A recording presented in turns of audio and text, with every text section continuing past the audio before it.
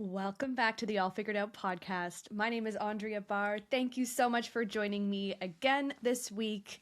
I am coming to you live from sunny North Vancouver. It feels so good. I know that people say it's like boring to talk about the weather, but it's so real. It is such a real thing to talk about in the parenting space, especially because things just seem to flow in a different way. I'm not going to say better. There's definitely something about like a cozy moment or like a holiday season, dark times, twinkle lights, etc. But oh man, this feels good. So wherever you're tuning in from, whether you're in the southern hemisphere and it is your first day of winter today on June 1st, or if you're in the northern hemisphere and things are getting nicer for you, I hope you're having just a beautiful day. That is my wish for you today.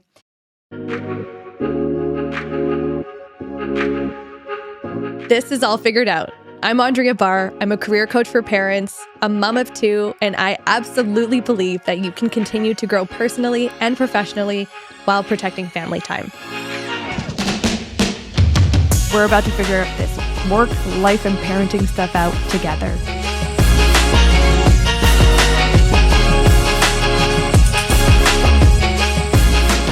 So, I'm Andrea Barr. I am the host of this podcast. If this is the first time you're tuning in, welcome. You've just got me on the mic today. And this is, let me remind you, this is a podcast on the intersection of work, life, and parenting, what that all means, how we're making it all work. And the goal of this podcast is to give you thoughts, ideas, inspiration, and breadcrumbs to figure bits and pieces of this beautiful thing called life and parenting, figure things out together alongside this amazing community that we are building here. And I am such an awe, what is the word? I'm pleased as punch to be your guide. So thank you if you are tuning in for the first time or if you're a longtime listener. I see you in those numbers and I just so appreciate you. So kicking things off today, I want to share with you what I'm pondering, what I'm loving, and what I'm wearing.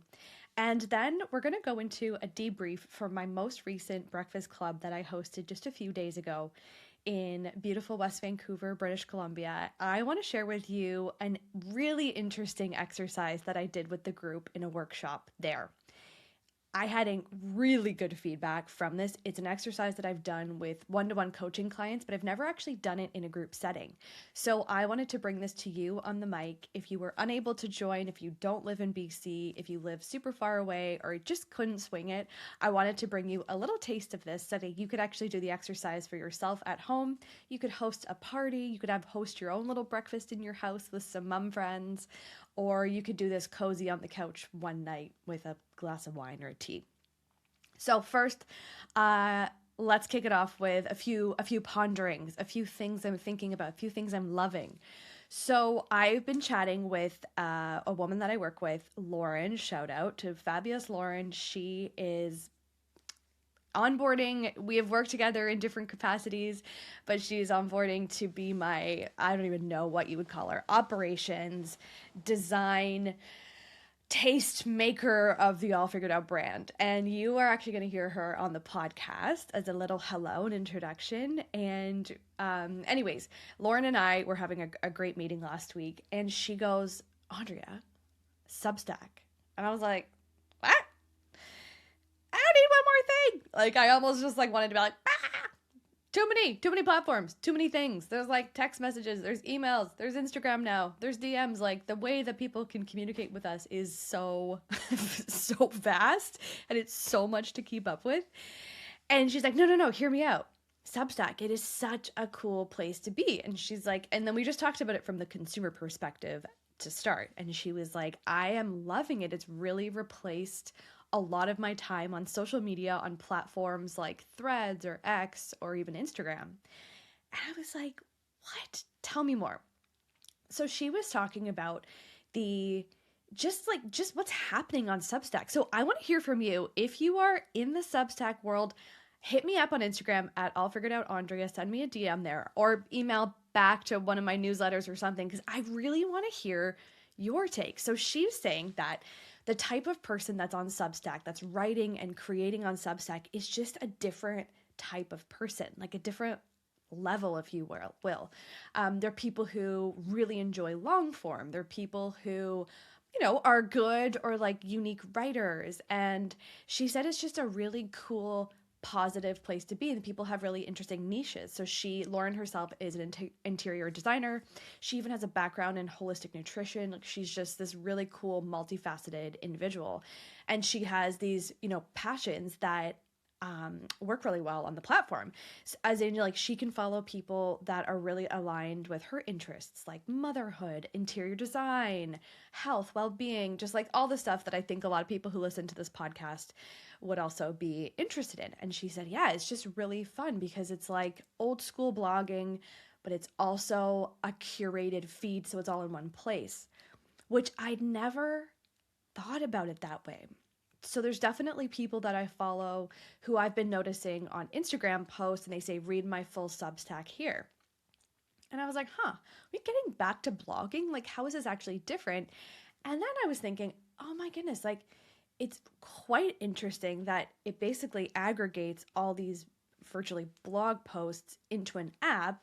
It's all in one place. And I was thinking back to when I used to follow blogs like Jillian Harris or Cupcakes in Cashmere, and a few other, really cool OG bloggers who I really enjoyed or still do. And yeah, I was thinking like, oh yeah, I would, to be honest, I would be at work in the morning, instead of like flicking through the news, because I've never really been a news girly myself, I would go to some of these different blogs and just see what they're talking about, what they're cooking. Like, it was almost before the Instagram scrolling. Like, that's where I would go to just, I don't know, like, get some inspiration, have a nice moment, break, drinking my coffee or whatever.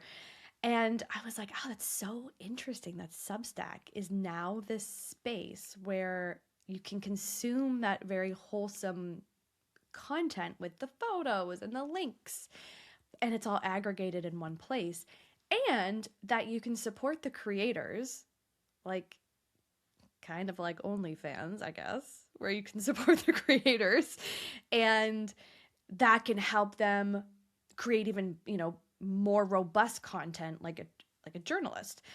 And anyways, it's so fascinating to me. So it's a space that I'm just gonna be exploring, and I've started to kind of scroll a little bit or follow a few people that I enjoy. But yeah, I feel like I'm a little bit behind the times. I know this is starting to get popularized, a year, 2 years ago, even now that we're in 2026. But let me know your thoughts. I'm pondering. This is my pondering. What I'm pondering this week. Substack. Who are you? What's your deal? And we were also having a discussion on that note of like long form and places to be. And we were talking about the All Figured Out brand, and like, who is the person that listens to this show? Who is the person that really resonates with what we talk about here? And I'm going to be a little controversial. It's not the LinkedIn passionate people. I said it. I've had so many moments of thinking like, like, I should be on LinkedIn more. I should be posting there. I post a lot of, recreated, repurposed assets there, which I think is great because there's people who are on LinkedIn that could really use, one of my podcast episodes, or they're between work, or they're laid off. And I think that's really supportive.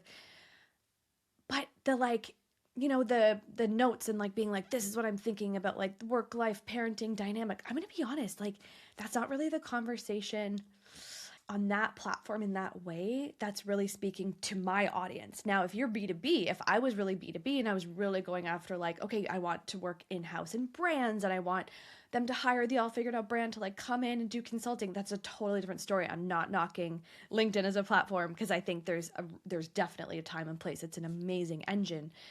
But I was just thinking like, I think for me, it's the people who are on Instagram. It's the people who might be on Substack, maybe on Threads. So I'm just finding social so fascinating. I think a lot of people can get really fearful around like, oh my God, is it one more thing? And every time a new piece of software and app comes in, we're like, oh, it's one more thing. But you know what? I'm just treating it with curiosity and what am I enjoying consuming? And not always what I enjoy consuming is what my audience, how they enjoy consuming. So, it's interesting. I'm going to test it out. I'm going to get in there, be a user of it first, but I really want to hear from you. What are your thoughts on the Substack?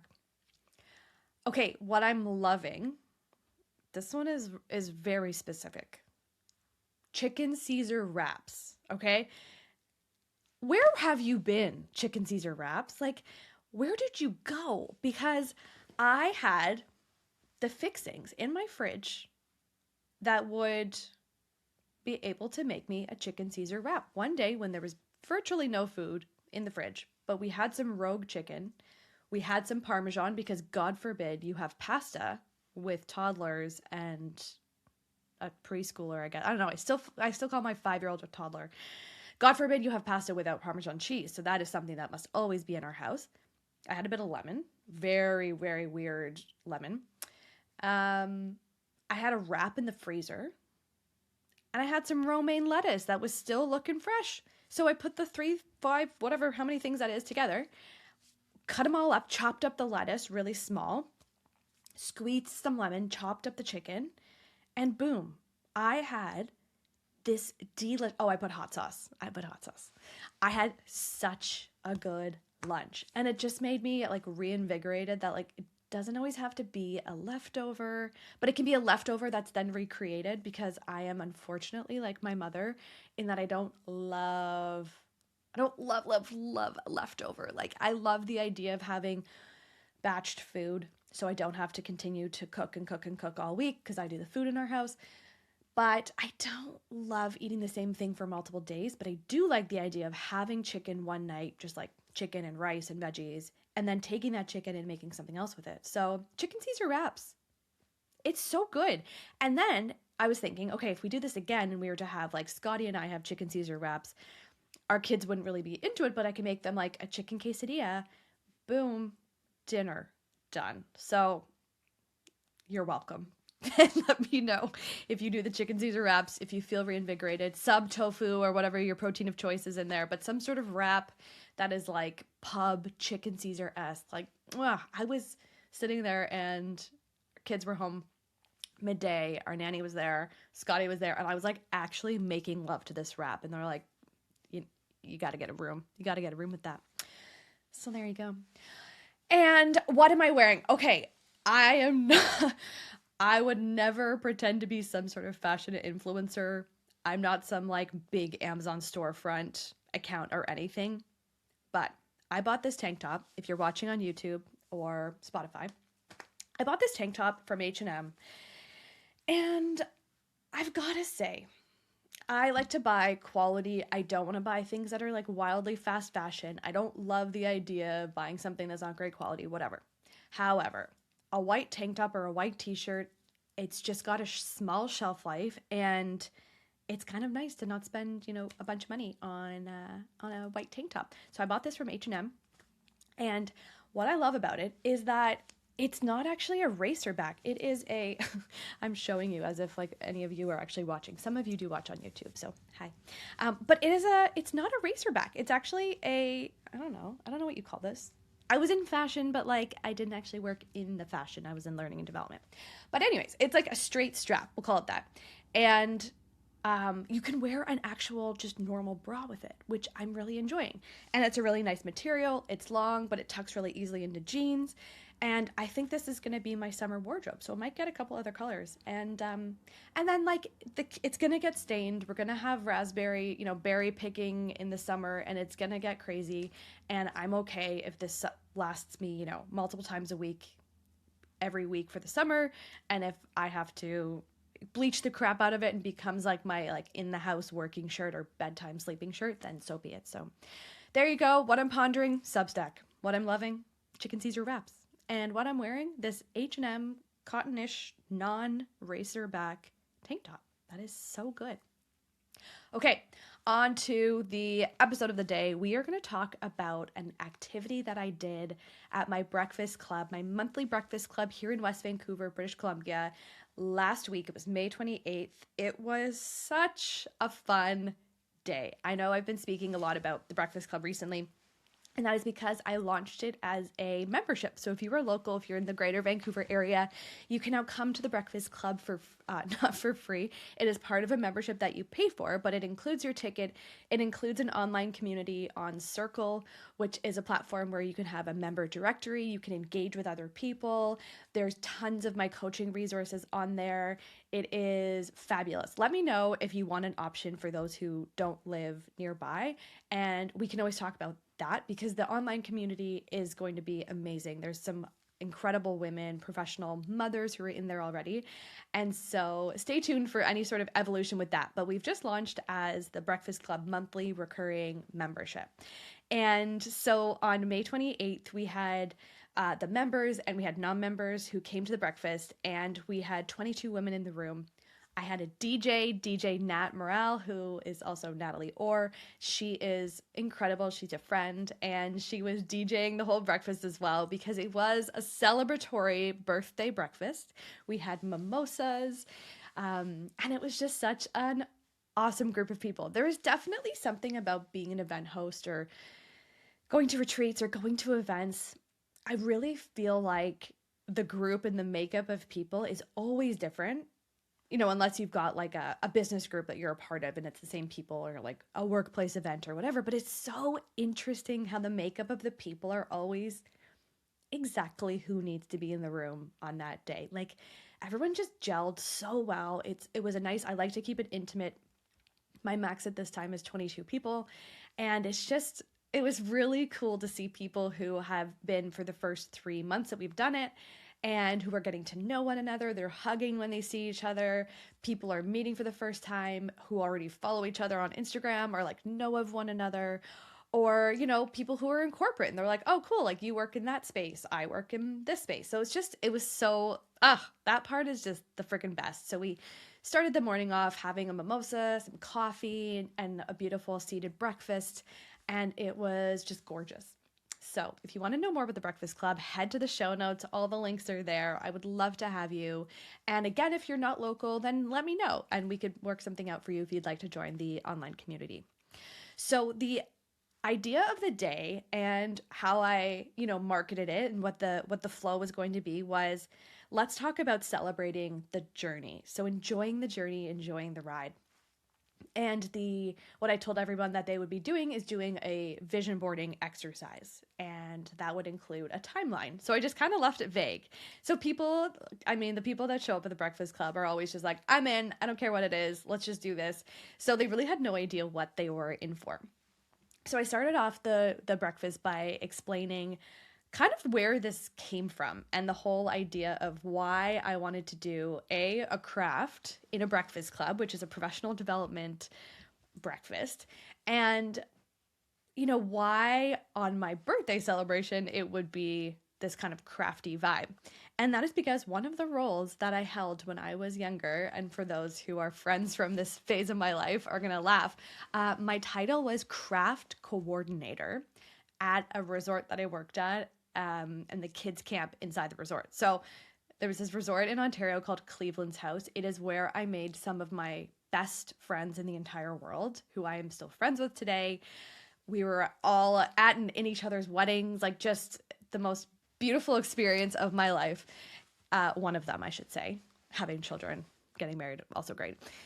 And so I worked at Cleveland's House, which was like a Dirty Dancing style resort. And there was a kids camp within the resort that many of us worked at. And the first year I was just a kids camp counselor. But then there was this role called the craft lady, actually, and which would not fly these days. But on the contract, it was craft coordinator. So my entire job for this entire summer, the second year I was there, was organizing all the crafts for the kids. So they would come as like a rotation, kind of like at school, you would go to art, they would come and do crafts with me. So it is just such a thing that is so a part of me. I laugh, but it really is a part of me. My mom is extremely crafty. She's extremely artistic, creative, but then equal parts creative, but like she also means business. Was always on like the board of directors for our school, and like she's just got this duality where I think that's where I get it from, where on one hand I want to talk business and I want to talk numbers and I want to like get down to business. On the other hand, I'm like, give me a glue stick and some cutouts and let's go. So that is a little bit about me and where I come from. And my mom would always say, like, when you're stressed or when you're nervous about something, like, just get your hands busy, like, cook something, bake something, make something, sew, like, whatever. Let's make some jewelry. And that's just what I thought everybody did. Come to realize not everybody grew up that way. I was very lucky to have that side of my brain that was like really nourished and fostered that, connection and relationship with creativity. So I just couldn't think of a better activity or way, like the way to celebrate and share my birthday and my appreciation and gratitude with this, beautiful community that I'm building both online here through the podcast and also in person. And I was like, we are gonna get crafty. And I wanted to do a vision boarding activity. And I've never actually put the two together, the timelining activity that I always do with my one-to-one clients and the vision boarding activity, which I have, participated in events and things like that. But I was thinking about the day and I was thinking about how supportive this breakfast could be for the working mother. And I thought, it is so important. Like, I will die on a hill saying that people need to zoom out and look at, the bigger picture and the timeline of where they are, where they're going, what's ahead, so that they can be making plans that are really, really supportive of their future and not just like feel good in the moment. Because, my example of that, just to give a bit more context and color, would be the person who's like, oh, I really need to get out of this job and I just want to find a new job. And if they make that decision with only like a 3 to 5 year purview, they could be missing out on making a career transition or change that really supports them in 6 or 7 years.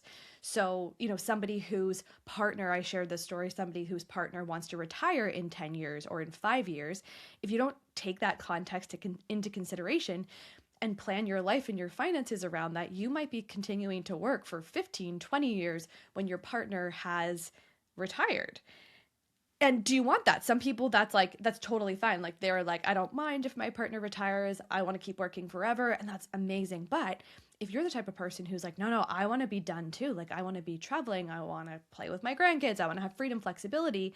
Then you really have to take the bigger picture and the timeline of your life into consideration. So this all happened, actually, this whole timeline exercise that I created started with a client who I was having a hard time really pulling out. I was doing a VIP day with them. A VIP day is where I spend 4 hours in person with a client, or we do 2 hours and 2 hours virtually. And the whole idea with the VIP day is we really just absolutely dive into who you are, where you're at now, what your opportunity or challenge is, where you want to go, and we create an action plan for how you're going to get there. And I had this client who, like many of my clients, is extremely introverted and a really analytical thinker. And that doesn't throw me off whatsoever. I've been coaching for almost a decade now. I have coached every type of person under the sun with, different spectrums of neurology.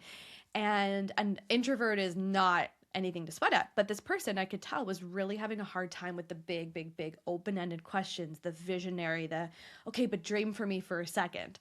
We were really good and we were cruising along. We were talking about like the facts of what's happened, but the person was having a really hard time looking into the future.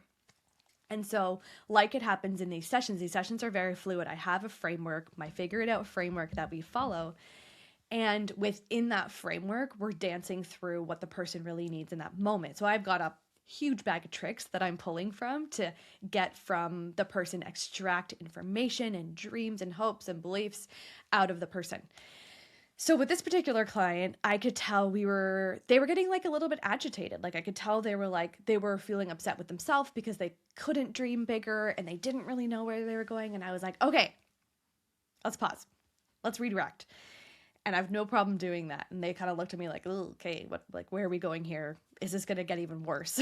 And then I said, I want you to draw a line on the whiteboard.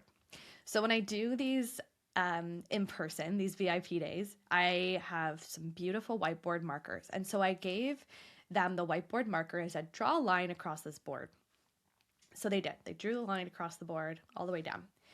And then I said, okay, now I want you to put in only fact-based, based on the information you have today, what are the meaningful milestones that you can see happening across your life?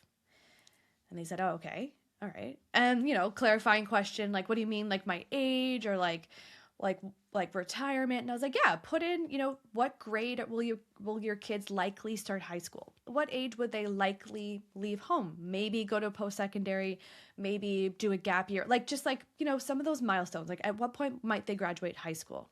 At what point will you turn 40, 50, 60, 70?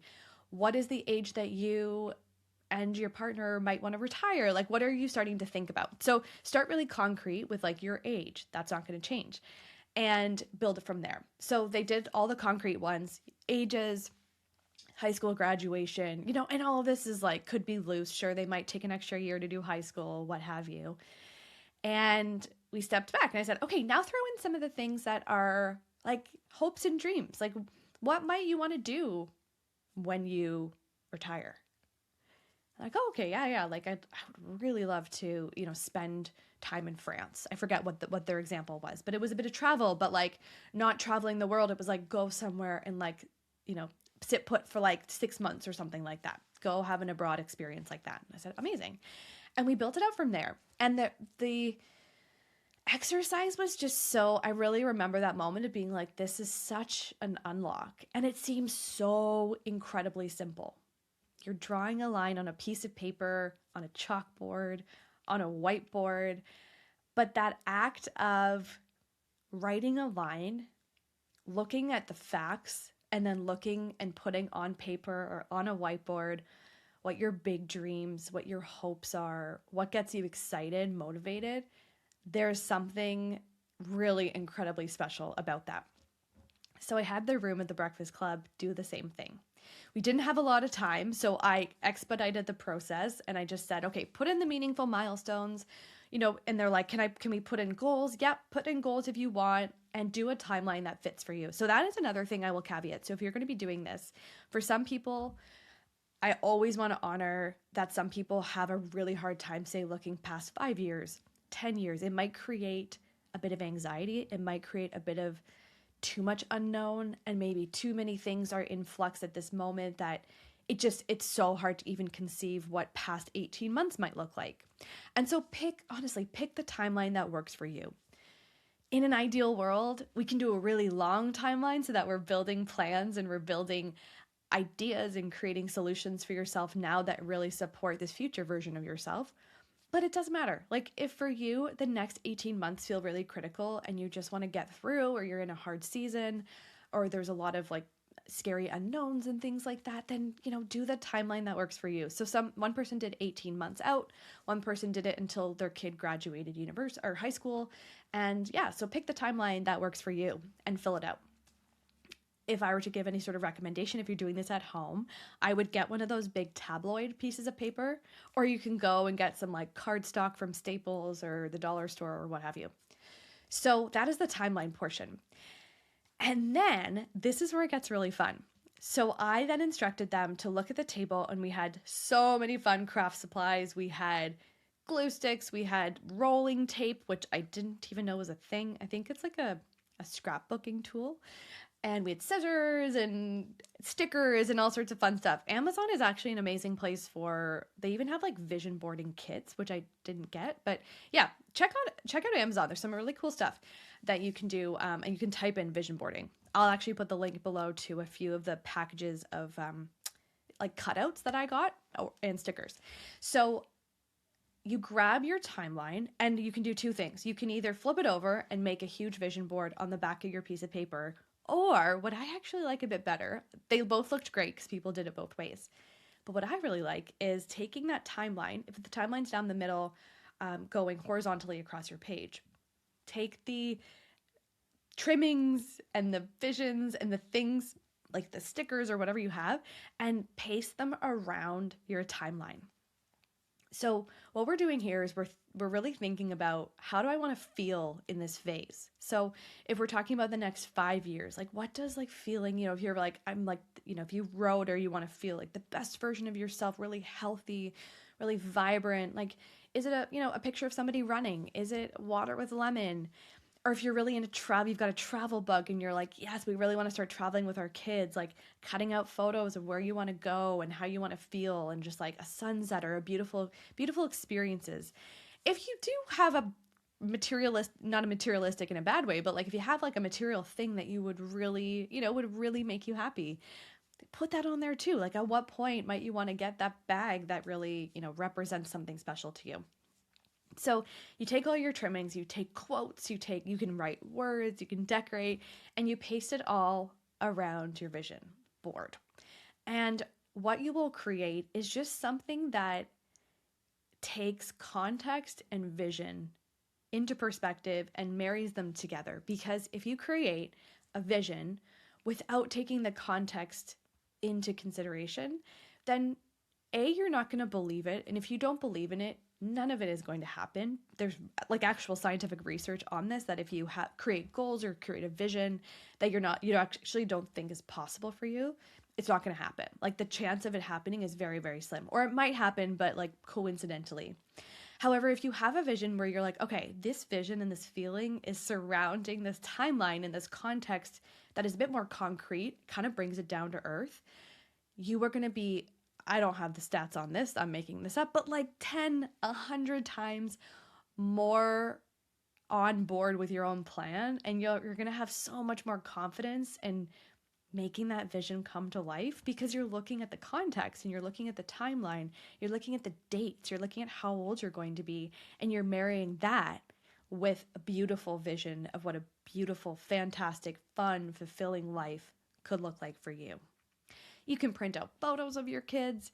You can print out, get some trimmings of like the house that you love to live in, what it might look like to have grandkids. I don't know. Go crazy, dream really big, and couple it with this context. So I hope you enjoyed that. If you do, in fact, do this activity, please, please, please send me a message, take a photo, put it on Instagram, tag me at allfiguredoutandrea. I would love to see it. And let me know if you host a party or you get some friends over to do this, because I highly, highly encourage you to do this at any time of year. I was actually having a conversation with someone at the Breakfast Club about how June is actually a really incredible, or like the summer months are actually a really incredible time and more beneficial, perhaps spiritually, to do a vision board at this time, because in the winter is when we've done a podcast episode on this with Chantel Russell way back on the summer and the winter solstice.